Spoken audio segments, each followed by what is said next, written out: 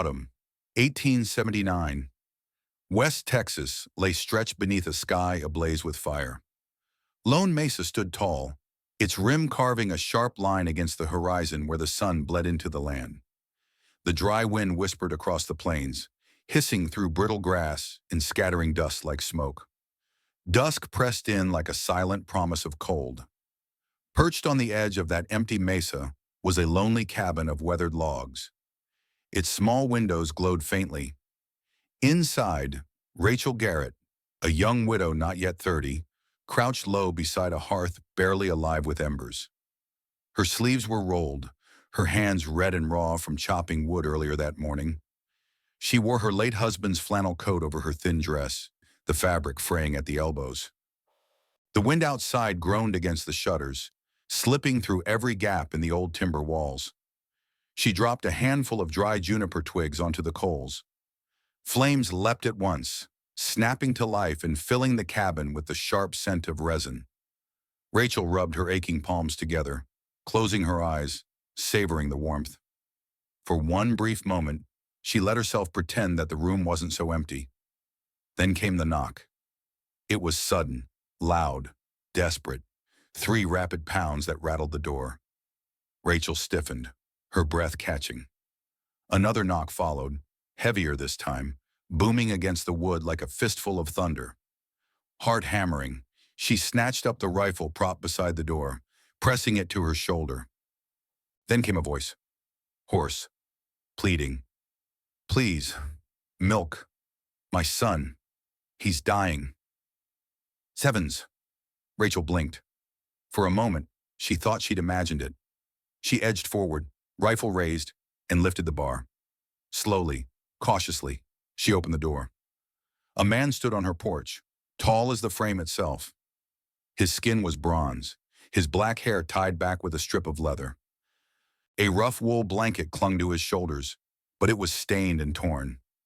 His eyes, dark, steady, unblinking, met hers with a weight that froze her in place. In his arms, wrapped in a filthy scrap of cloth, was a baby. Tiny, still, barely breathing. Its lips were cracked, its face pale, ribs showing sharp beneath paper-thin skin. Rachel's gaze softened instantly.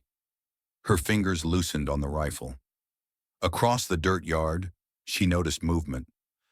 Lanterns bobbing.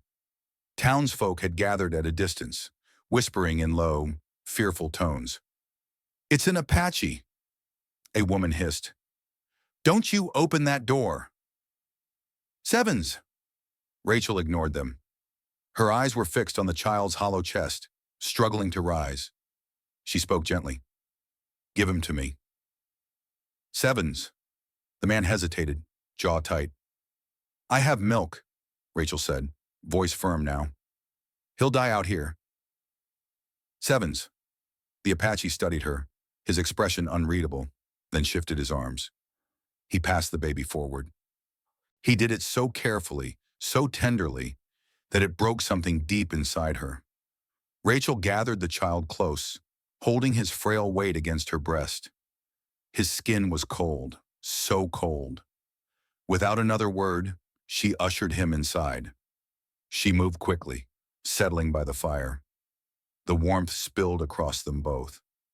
With steady hands, she opened her dress, guiding the infant to her breast. For a breathless moment, nothing happened. Then the baby's mouth latched weakly, and a faint sound, tiny, wet, desperate, filled the air. Rachel exhaled, tears burning in her eyes. His breath warmed against her skin, fragile but real. Behind her, the Apache man stepped inside but remained near the door. He knelt on one knee, watching silently, the glow of the fire casting sharp planes across his face. A crusted wound near his collarbone peeked from beneath his blanket, streaked with blood and dirt. His voice was quiet, rough as gravel. "You saved him." "Sevens."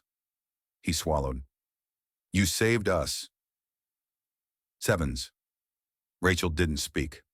She rocked gently, the baby's tiny hands twitching against her. After a moment, she whispered, "What's his name?" Sevens. The man hesitated. Elan, he answered, then added softly, no. His true name is Taklashim, but since his mother died, I haven't spoken it. Sevens. Rachel nodded, heart tightening. Outside, wind battered the shutters. Voices still murmured faintly, fear disguised as righteousness. Rachel stood, baby in arms, and strode to the doorway. The townsfolk's lanterns glimmered in the dark, their faces pinched with suspicion. He's just a baby, she called out, voice cutting through the night. And no child starves on my porch. Sevens. No one replied. One by one, the lanterns dimmed and turned away. Inside, Elan removed a leather cord from around his neck. From it dangled a single feather, broad and streaked black at the tips. Red-tailed hawk, he murmured. In my tribe, it means protection, for those who give life. Sevens. He held it out to her. Rachel stared at it, then at him. I didn't do it for thanks. Sevens. He nodded once. It belongs to you now. Sevens. She took it delicately, as if it might burn her fingers, and set it beside the sleeping child. From that night onward, dawn brought a new rhythm. Each morning, Elan returned, wrapped in his worn blanket, carrying the baby Rachel now called Nathaniel. He never entered unless invited, but each day he brought the child, and each day Rachel's cabin filled with the sounds of soft suckling, of fire crackling, of quiet healing. The boy grew stronger. His lips pinked. His hands reached for her. Rachel cooked pinto beans simmered with smoked venison, cornbread drizzled in wild honey. When Elan came for Nathaniel, she pressed parcels of bread into his hands. For you too, she said simply. His dark eyes flickered, not used to kindness, but he took them. At night, Rachel saw him outside, a silent figure beneath the cottonwood tree, watching, guarding. His presence was no longer fear, it was safety. One evening, after Nathaniel slept, Rachel sat by the fire. She spoke softly. My son Elijah had red hair, she murmured. Like autumn leaves. He was 6 weeks old when fever took him. Sevens. Elan didn't move, but his gaze never left her. I held him against my skin, for hours. I thought if I stayed warm enough, I could stop the cold in him. Sevens. Silence. The fire popped. Rachel swallowed hard. It didn't work. And my husband left. Said he couldn't live in a house that felt like a grave. Sevens. Elan reached into a deerskin pouch, then offered her something wrapped in cloth. Rachel unfolded it. Inside lay a square of rough linen, embroidered in golden thread. A sun with long, uneven rays. His voice was low, steady. My wife made this for our son's naming day. She died before she could give it to him. Soldiers came. She fought them, both gone before spring. Sevens. Rachel's hand trembled on the fabric. In our tribe, Elan said softly, the hands heal what words cannot. That's what she told me. Sevens. Rachel reached across the cradle and touched his hand lightly. You brought him to me, she whispered. That was light enough. Sevens. Elan looked down at their joined hands, then to Nathaniel's sleeping face. But words spread like wildfire. She's nursing a red-skinned baby. Sevens.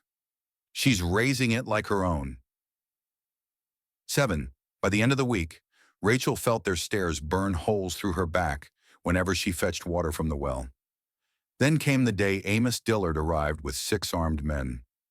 They stood in her yard, rifles slung over shoulders, faces hard. Rachel Garrett. Amos shouted, You've lost your senses. Shelter in that Apache? Feeding his child? You've forgotten what they did here. Sevens. Rachel stepped out barefoot, Nathaniel in her arms, his tiny mouth rooted softly against her shoulder. She looked Amos straight in the eye. I remember loss. I don't need reminding what it looks like. Sevens, Caleb Nix spat into the dirt. That baby ain't one of us. Sevens. Rachel shifted Nathaniel, baring her breast, and nursed him then and there. Gasps rippled through the men like a cold gust.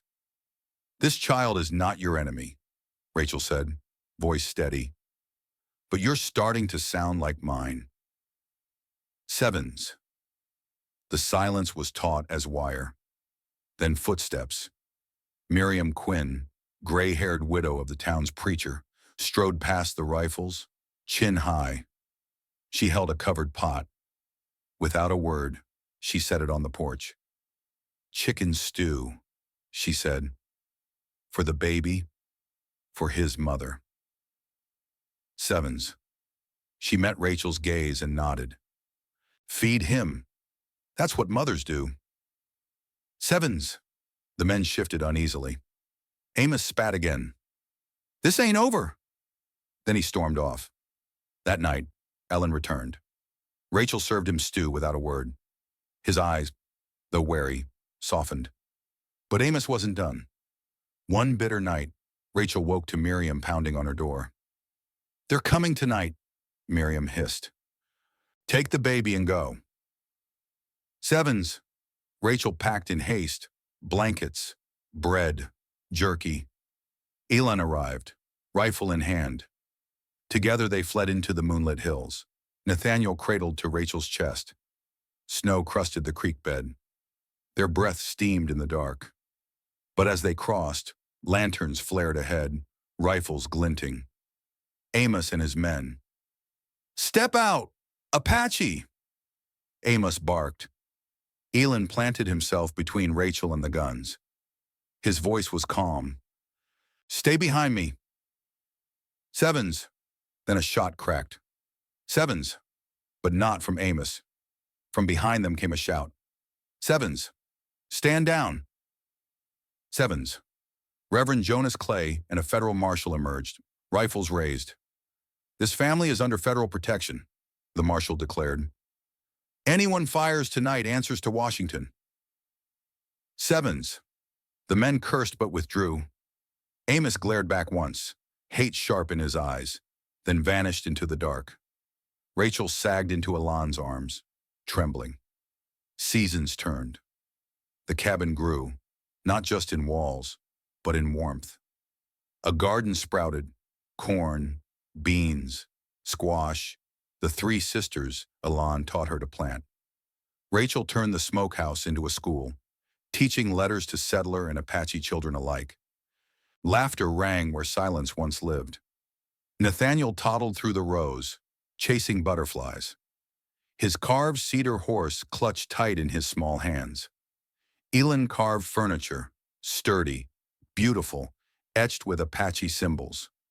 Wind, sun, new beginnings. One evening, under lanterns strung between trees, Elan knelt. Not as mine, he said, holding out a silver ring engraved in Apache script, but as my equal. Will you live with me? Sevens. Rachel knelt beside him, tears spilling. I already do. Sevens. Their wedding was simple. Wildflowers braided in her hair. Beadwork at her waist, sewn by Elan's people. Lanterns rising into the starry Texas sky, glowing like captured constellations. Inside, Elan carved names into the beam above the hearth. Sevens. Rachel Nantan. Nathaniel. Sevens. Rachel pressed her palm to the grooves. Now, Elan murmured, the walls will remember too. Sevens. That night, as firelight danced across their faces, Nathaniel slept peacefully between them. Rachel leaned her head on Elan's shoulder. Outside, the wind whispered across Lone Mesa. Inside, warmth lingered, a hearth, a name carved in wood, and a family forged not by blood, but by choice. Under the endless West Texas sky, Their story had only just begun.